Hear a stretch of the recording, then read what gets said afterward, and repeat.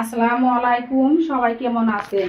আজকে আপনাদের সাথে শেয়ার করব মাত্র 3টি ডিম দিয়ে পেঁপের দারুণ মজার রেসিপি।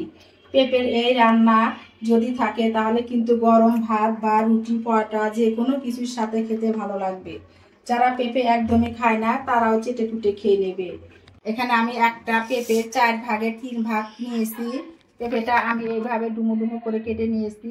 আর এখানে আমি 100 গ্রাম মুসুরের ডাল পরিষ্কার করে ধুয়ে পানি ঝরিয়ে নিয়েছি। এখানে 3টা ডিম আমি সিদ্ধ করে এইভাবে ফালি করে নিয়েছি। এখানে একটা টমেটো কিউব করে কেটে নিয়েছি, একটা দেশি রসুনের কোয়া কুচি করে নিয়েছি, 3টা কাঁচামরিচ চিড়ে নিয়েছি, আর আমি বড় সাইজের একটা পেঁয়াজ কুচি করে নিয়েছি। এখন চলে আসলাম মূল রেসিপিতে। চুলা একটা কড়াই বসিয়ে দিলাম। কড়াইটা গরম হয়ে গিয়েছে। কড়াইয়ে আমি পরিমাণ মতো সয়াবিনের তেল দিয়ে দিলাম। চাইলে এই রান্নাটা সরিষার তেল দিয়েও রান্না করতে পারবেন, তবে আমি আজকে সয়াবিনের তেলটা দিয়েই রান্না করব। বেশি তেল দিইনি, খুবই অল্প একটু সামান্য তেল দিয়েছি। এখন আমি পেঁপেটা দিয়ে দিলাম। পেঁপেটা দিয়ে আমি একটু ভালোভাবে ভেজে নেব। বেশি ভাজবো না, হালকাভাবে ভেজে নেব। পেঁপের গায়ে যে পানিটা আছে সেই পানিটা আমি শুকিয়ে নেব। পেঁপেটা আমি হালকাভাবে ভেজে নিয়েছি, পেঁপের পানিটা শুকিয়ে গিয়েছে। দিয়ে দিলাম আমি পেঁয়াজ কুচি। এখানে আমি বেশি পেঁয়াজ দিইনি, একটা বড় সাইজের পেঁয়াজ কুচি করে নিয়েছি, সেটাই দিয়ে দিলাম। কাঁচামরিচ দিয়ে দিলাম 3টা। আবারও পেঁপের সাথে ভালোভাবে নেড়ে চেড়ে নিলাম। কেটে রাখা টমেটো কুচি দিয়ে দিলাম। টমেটো পেঁপের সাথে ভালোভাবে একটু ভেজে নেব। এখানে আমি 1 চামচ পরিমাণ স্বাদ মতো লবণ দিয়ে দিলাম। যে পেঁপেটা আমি নেড়ে চেড়ে মিশিয়ে নেব। এখানে আমি 1/2 চামচ পরিমাণ আদা বাটা দিয়ে দিলাম। দিয়ে আমি মশলার সাথে ভালোভাবে পেঁপে আর টমেটোটা ভেজে নেব, যাতে করে আদা রসুনের কাঁচা গন্ধটা না থাকে। মশলাটা আমি হালকাভাবে ভেজে নিয়েছি। এখন আমি দিয়ে দিলাম 1/2 চামচ পরিমাণ হলুদের গুঁড়া, 1/2 চামচেরও একটু কম ধনিয়ার গুঁড়া, দিয়ে দিলাম 1/2 চামচ পরিমাণ জিরার গুঁড়া, খুবই সামান্য 1 চিমটি পরিমাণ লাল মরিচের গুঁড়ো। এখন আমি মশলাটা খুব ভালোভাবে পেঁপের সাথে মিশিয়ে একটু ভেজে নেব। পেঁপে তো অনেকেই খেতে চায় না, কিন্তু পেঁপে খাওয়া আমাদের স্বাস্থ্যের জন্য খুবই উপকারী। তবে বন্ধুরা, একদমই সামান্য তেল মশলা কম দিয়ে এভাবে রান্নাটা করা হয়, তাহলে কিন্তু বাড়ির বাচ্চা থেকে বড় যারা পেঁপে একদমই খায় না তারাও চেটে পুটে খেয়ে নেবে। মশলাটা আমি ভালোভাবে পেঁপের সাথে ভেজে নিয়েছি। এখন আমি ধুয়ে রাখা মুসুরের ডালগুলো দিয়ে দিলাম। এখন আমি অল্প পরিমাণে একটু পানি দিয়ে দেব। অল্প একটু পানি দিয়ে আবারও একটু নেড়ে চেড়ে মিশিয়ে নিলাম। খুব ভালোভাবে কষিয়ে নেব। পানিটা শুকিয়ে গিয়েছে আর ডাল আর পেঁপেটা কিন্তু খুব সুন্দরভাবে আমি কষিয়ে নিয়েছি। খুব ভালোভাবে নেড়ে চেড়ে নিলাম। এখন আমি ঝোলের জন্য পানি দিয়ে দেব।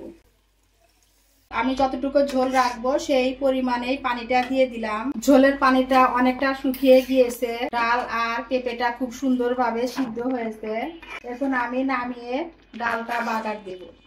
আপনারা যারা আমার ভিডিওটি দেখছেন, প্লিজ দেখার শুরুতে একটি লাইক দিয়ে দেবেন। আপনাদের একটি লাইক আমার ভিডিওটি অনেকের কাছে পৌঁছে দিতে সাহায্য করবে। আর যদি বেশি ভালো লেগে থাকে তাহলে আমার চ্যানেলটি সাবস্ক্রাইব করে দিবেন। সাবস্ক্রাইব করে পাশে থাকা বেল বাটনের অল অপশনটি প্রেস করে দিবেন, যাতে করে আমি কোনো ভিডিও ছাড়ার সাথে সাথে আপনাদের কাছে নোটিফিকেশন চলে যায়। আর যারা অলরেডি এই কাজটি করে দিয়েছেন, আপনাদের সবাইকে অসংখ্য অসংখ্য ধন্যবাদ। এখন আমি নামিয়ে একটা প্যান বসিয়ে দিব বাগারের জন্য। প্যানে আমি খুবই অল্প পরিমাণ তেল দিয়েছি। এখন আমি তেলের মধ্যে দিয়ে দিলাম 1/2 চামচেরও একটু কম হলুদের গুঁড়া, সামান্য একটু লবণ দিয়ে দিলাম। এভাবে তেলের ভিতরে একটু মিশিয়ে নিলাম। কেটে রাখা ডিমগুলো এখন আমি ভেজে নেব। ডিমটা একটু লালচে করে ভেজে নেব। ডিমগুলো আমি লাল লাল করে ভেজে নিয়েছি। এখন আমি ডিমটা উঠিয়ে নেব। ডিমটা আমি উঠিয়ে নিয়েছি। ওই তেলের মধ্যে আমি বাগার দেব। এখানে আমি বেশি তেল ব্যবহার করব না, যে তেলটা আছে এই তেলের মধ্যে বাগারটা দিয়ে দিব। একটা শুকনো মরিচ দিয়ে দিলাম 2 টুকরা করে, 1/2 চামচ পরিমাণ আস্ত গোটা জিরা দিয়ে দিলাম, একটা তেজপাতা 2 টুকরা করে দিয়ে দিলাম। এখন আমি কয়েক সেকেন্ড একটু ভেজে নেব। ভাজাটা হয়ে গিয়েছে। এখন আমি কুচি করা রসুনগুলো দিয়ে দিলাম। এখানে আমি একটা দেশি রসুন নিয়েছি। এখন আমি লাল লাল করে রসুনটা ভেজে নেব। রসুনটা আমি করে লাল করে ভেজে নিয়েছি। আর ভাজা যাবে না, বেশি ভাজলে রসুনটা তেতো লাগবে খেতে। এখন আমি বাগারটা দিয়ে দিলাম। এখন আমি ভালোভাবে নেড়ে চেড়ে নেব। দেখুন কালারটা কত সুন্দর হয়েছে। এভাবে পেঁপের তরকারি যদি একটু বাগার দিয়ে রান্না করা যায় তাহলে কিন্তু খেতে ভীষণ মজা লাগে। এখন আমি ভেজে রাখা ডিমগুলো দিয়ে দিলাম। দেখুন একটা ডিমের কুসুমও কিন্তু ভেঙে যায় নাই, সবগুলাই আস্তে আস্তে আছে। একটু ভালোভাবে ডিমের সাথে মিশিয়ে দিলাম। এখন আমি দিয়ে দিব খুবই অল্প পরিমাণের মশলার গুঁড়া, আর দিয়ে দিলাম স্বাদ অনুযায়ী একটু চিনি। স্বাদের ব্যালেন্সটা ঠিক রাখার জন্য খুবই অল্প পরিমাণে 1 চিমটি চিনি দিয়ে দিলাম। এতে করে তরকারিটা খেতে আরো বেশি ভালো লাগবে। তরকারিটা আর বেশিক্ষণ ফুটাবো না, অনেকটা ঘন হয়ে এসেছে। ঠান্ডার পরে কিন্তু আরো ঘন হয়ে যাবে। এখন যদি বেশিক্ষণ আমি ফুটিয়ে নিই তাহলে কিন্তু বাগারের যে একটা সুঘ্রাণ সেটা কিন্তু থাকবে না। এখন আমি আপনাদেরকে পরিবেশন করে দেখিয়ে দেব। তরকারিটা আমি পরিবেশন করে নিয়েছি। দেখুন তরকারি কালারটা কত সুন্দর হয়েছে, মাশাআল্লাহ, দেখতে খুবই লোভনীয় হয়েছে আর খেতেও কিন্তু খুবই ভালো লাগবে।